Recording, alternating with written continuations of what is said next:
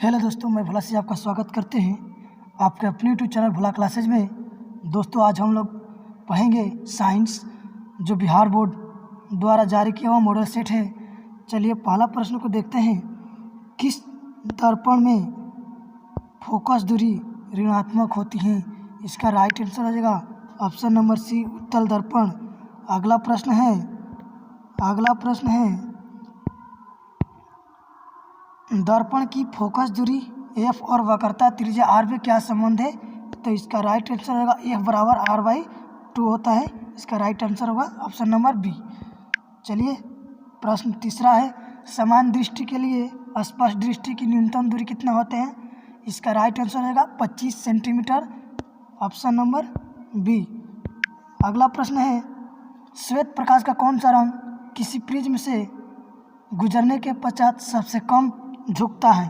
तो इसका right answer हो जाएगा ऑप्शन नंबर सी, यानी कि लाल रंग का तरंगदैर्घ्य सबसे अधिक होता है, इसलिए ये कम झुकता है। इसका राइट आंसर होगा option number C. 5 number question है, मानव आँख की रेटिना द्वारा बनाई गई छवि होती है। मानव आँख की रेटिना द्वारा बनाई गई छवि, इसका राइट आंसर हो जाएगा ऑप्शन नंबर बी, वास्तविक और उल्टा बनता है। इसका राइट आंसर का ऑप्शन नंबर बी। प्रश्न 6 है, आकाश का रंग नीला क्यों प्रतीत होता है? आकाश का रंग नीला प्रतीत क्यों होता है? इसका राइट आंसर हो जाएगा प्रकाश के प्रकीर्णन के कारण, option number B. 7 number question है, किस दर्पण से वस्तु का प्रतिबिंब बड़ा बनता है? किस दर्पण से वस्तु का प्रतिबिंब बड़ा बनता है? इसका राइट आंसर का ऑप्शन नंबर बी, अवतल दर्पण। 8 नंबर क्वेश्चन है, निम्नलिखित में कौन सा लेंस निकट दृष्टि दोष को दूर करने के लिए उपयोग किया जाता है? निकट दृष्टि दोष के निवारण के लिए किस लेंस का उपयोग किया जाता है? इसका राइट आंसर हो जाएगा ऑप्शन नंबर सी, अवतल लेंस। इसका राइट आंसर का अवतल लेंस। 9 नंबर प्रश्न है, निम्नलिखित में से कौन उपकरण विद्युत धारा की उपस्थिति को दर्शाता है? तो इसका राइट आंसर होगा वोल्टमीटर। दाएं हाथ के अंगूठे के नियम किसने दिया था? इसका ऑप्शन है ऑस्टर्ड, फ्लेमिंग, आइंस्टीन, मैक्सवेल। तो इसका राइट आंसर होगा option number B, Fleming. Fleming ने दाएं हाथ का नियम और बाएं हाथ का नियम का प्रतिपादित किया था। अगला प्रश्न है, विभवांतर का एसआई मात्रक क्या होता है? विभवांतर का एसआई मात्रक क्या होता है? तो इसका राइट आंसर हो जाएगा वोल्ट, ऑप्शन नंबर ए। 12 नंबर क्वेश्चन है, निम्नलिखित में से किस संयोजन में द्वारा प्रतिरोध का मान बढ़ता है? किस संयोजन से प्रतिरोध का मान बढ़ता है? तो इसका राइट आंसर होगा श्रेणी क्रम में प्रतिरोध का मान बढ़ता है, ऑप्शन नंबर ए। 13 नंबर प्रश्न है, चुंबकीय बल रेखा की प्रकृति होती है। चुंबकीय बल रेखा की प्रकृति होती है, ऑप्शन दिया हुआ है काल्पनिक, वास्तविक, वास्तविक एवं काल्पनिक दोनों, इनमें से कोई नहीं। तो इसका राइट आंसर होगा ऑप्शन नंबर ए, काल्पनिक होता है चुंबकीय बल रेखा की प्रकृति। 14 नंबर प्रश्न है, 1 किलोवाट घंटा किसके बराबर होता है? तो इसका राइट आंसर हो जाएगा 3, ऑप्शन नंबर सी, 3.6 × 10⁶ जूल होता है। 15 नंबर क्वेश्चन है, नवीकरणीय ऊर्जा का स्रोत क्या है? नवीकरणीय ऊर्जा में जो दोस्तों दोबारा से प्राप्त किया जाता है, इसके लिए इसका right answer option number B, सौर ऊर्जा। इसे दोबारा प्राप्त किया जा सकता है। 16 प्रश्न है, कौन सा लेंस अपसारी लेंस कहा जाता है? किस लेंस को अपसारी लेंस कहा जाता है? तो इसका राइट आंसर हो जाएगा ऑप्शन नंबर ए, अवतल लेंस को अपसारी लेंस कहा जाता है। 17 नंबर क्वेश्चन है, प्रकाश का प्राथमिक वर्ण कौन सा है? यानी वर्ण मतलब रंग। प्रकाश का प्राथमिक रंग कौन सा होता है? तो इसका राइट आंसर हो जाएगा ऑप्शन नंबर इसका राइट आंसर हो जाएगा लाल, नीला, हरा, ये तीनों प्राथमिक रंग होते हैं। तो इसका right answer option number D, उपयुक्त सभी। 18 नंबर क्वेश्चन है, निम्नलिखित में से कौन सा नेत्र का रंगीन भाग होता है? नेत्र का रंगीन भाग कौन सा होता है? तो इसका ऑप्शन दिया है cornea, pupil, retina, iris. Iris मतलब परितारिका। इसका राइट आंसर हो जाएगा ऑप्शन नंबर डी, आइरिस होता है, यानी परितारिका। 19 नंबर प्रश्न है, 1 HP 1 हॉर्स पावर कितने वाट के बराबर होता है? तो इसका राइट आंसर हो जाएगा ऑप्शन नंबर ए, 746 वाट के बराबर होता है। 20 नंबर प्रश्न है, विशालक शीशा या मैग्नीफाइंग ग्लास होता है। विशालक शीशा या मैग्नीफाइंग ग्लास होता है, अवतल लेंस होता है, या उत्तल लेंस की तरह व्यवहार करता है, या अवतल दर्पण की तरह, या उत्तल दर्पण की तरह। तो इसका राइट आंसर हो जाएगा ऑप्शन नंबर, इसका राइट आंसर है ऑप्शन नंबर बी, जो कि उत्तल लेंस होता है। 21 नंबर प्रश्न है, जब किसी चालक तार से विद्युत धारा प्रवाहित होती है, जब किसी चालक तार से विद्युत धारा प्रवाहित होती है तो गतिशील कण होते हैं। तो इसका राइट आंसर है ऑप्शन नंबर डी, इलेक्ट्रॉन गतिशील कण होते हैं। 22 नंबर प्रश्न, एम्पियर घंटा का मात्रक क्या होता है? एम्पियर घंटा का ऐसा ही मात्रक होता है आवेश। इसका right answer option number B.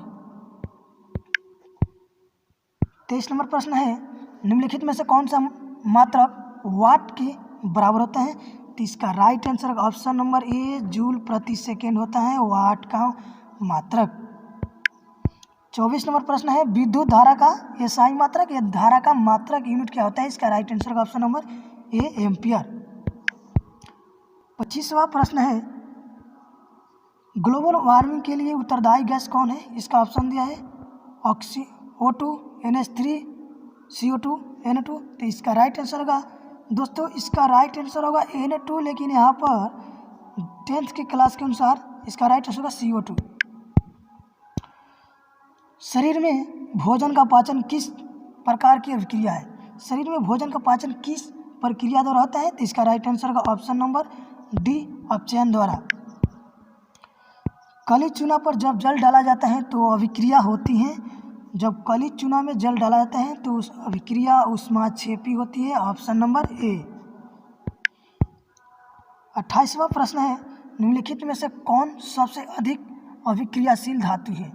Option दिया है कॉपर, Hg पारा, Ag चांदी, Au सोना। तो सबसे अभिक्रियाशील धातु है जो कि है ऑप्शन नंबर सी, Hg यानी कि चांदी। चूना जल का रासायनिक सूत्र क्या होता है? चूना जल का रासायनिक सूत्र क्या होता है? इसका राइट आंसर हो जाएगा CaOH2, ऑप्शन नंबर डी। अगला प्रश्न है, कोई विलयन लाल लिटमस पत्र को नीला कर देता है, उसका pH मान क्या होगा? तो इसका जो लाल लिटमस पत्र को नीला कर देता है उसका प्रकृति अम्लीय होती है। तो अम्लीय 7 से कम होता है और क्षारीय 7 से अधिक होता है। इसका ऑप्शन नंबर देखते हैं, ऑप्शन नंबर सी है जो कि 5 है। 31वां प्रश्न है, एल्काइन में कार्बन कार्बन के बीच कितने सहसंयोजन बंधन होते हैं?